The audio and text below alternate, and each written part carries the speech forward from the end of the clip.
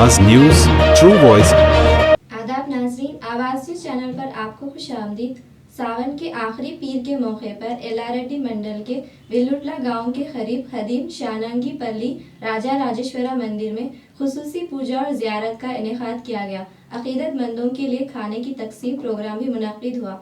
इस मौके पर मंदिर के बानी विश्वनाथम यादव, साबिका सरपंच साइलू, कूरा शिवा कुमार गुप्ता, राजा गौड़, कांग्रेस मंडल सदर कुरमा साई बाबा समेत कई मुकामी कायदीन शरीक हुए। सैकड़ों साल पुराने इस मंदिर में दूर से भक्त पहुंचे। मुकामी अकीदत के मुताबिक विमलावाड़ा में रथ यात्रा शुरू होने से पहले इस मंदिर का जिक्र जरूरी समझा जाता है।